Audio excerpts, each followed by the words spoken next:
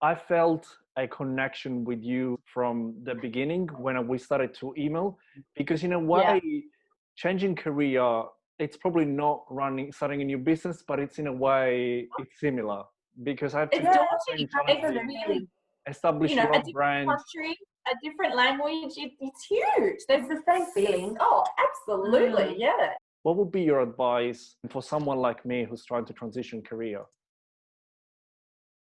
In an ideal world, and we get this question a lot, when you're trying to transition to a different role, the ideal situation is in your current employer, because they will, you know, you've already got credibility, they know what you're capable of. That's always the easiest way to make a transition, because they're more likely to, you know, take a chance on you, if you will, kind of thing. It's not impossible, but when you are doing that outside of an employer, it's really leveraging the skills that you have. So in your circumstances, you know, you're great with data and analysis, and you know, that's a big thing that's missing in L&D. So that's definitely something that you would be able to leverage. And we were talking about this earlier. I think a lot of it is also networking, particularly if you know you are looking for a role at the moment. So very much what you're doing right now, being innovative, and if you can, taking that time to upskill. There's lots of free opportunities at the moment. I know LinkedIn Learning, etc. And just, I think, you know, most people have a little bit of extra time on their hands, so they could certainly, you know, be doing that kind of stuff. Updating your LinkedIn profile, it's another good thing to do. Well, I give you a breaking news. I'm starting on Monday a Cert 4 in training and assessment. Oh, that's fantastic. What I'm trying to do basically is learn, as you said, new skills, because I always learned to be a facilitator or to coordinate on the job, but never like having formal skills. At the same time, I'm really hoping that this is going to help me boost my L&D brand, because I think that is my biggest challenge, which is people look at my profile and saying, you're a BA or you're an analytics guy. You're not an L&D guy. You're not an HR guy. They like to put you in a bucket. That's a great idea, because the Cert 4, that really is the stepping stone. You kind of have to have it. And it's a great way to network, because there'll be other people studying it that probably already work in L&D. So that's a brilliant way to network. And there are leaders out there that actually would look for talent like yours, Massimo. Outside of the box.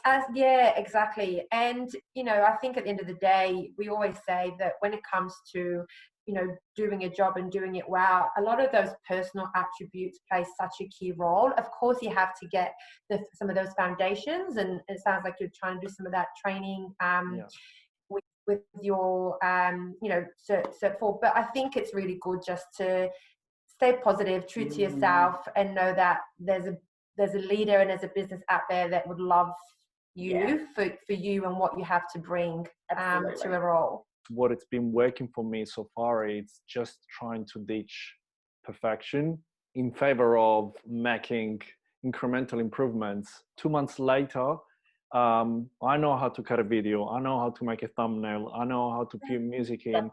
I'm learning how to interview, and maybe I'm not doing it in a perfect way, but I have skills that I didn't have before. And you know, if I was looking at perfection, I would have never run this. And you know what? Perfection is boring. Overrated. And no one wants to see perfection. And I think when I think about learning and development and where that's going, it's all going to be virtual. So you won't have the opportunity necessarily to stand in front of a workshop, a classroom of people. So if you're doing the virtual workshops or training, how do you engage? And Massimo, you're so engaging, so you've got that down pat. So absolutely, that's what people want. People will want to engage and listen to your beautiful accent, and you're so encouraging and motivating, and that's really important in a facilitator, particularly if you are working in that learning space. It's and this is exactly, people have short attention spans, so it's making it really interesting content and quick and all that sort of stuff. So you're ahead of the game in terms of what a lot of L&D people probably haven't even had exposure to this stuff. Thank you. I mean, if you know, say you're in, like, I don't know, real estate, or you're a brain surgeon and you wanted to suddenly be in HR, I'd be like, stick to your career. I can see that, you know, there was absolutely, you could make the transition. You'll be an L&D manager one day, and you'll be great at it as well, because you'll appreciate, you know, you'll have wanted it so much that you will have a real appreciation for it, and you'll give other people an opportunity. When you are hiring, you'll look at someone and go, oh, okay, their background looks a little different, but I see this and this, and I see that potential. So, you know, it always shapes your approach as well. And keep doing what you're doing as well. It's lovely to see you every week, and we fantastic. Really enjoy it. You're doing such a great job, and it's just amazing. So keep it up. I really appreciate that. Thank you for saying that.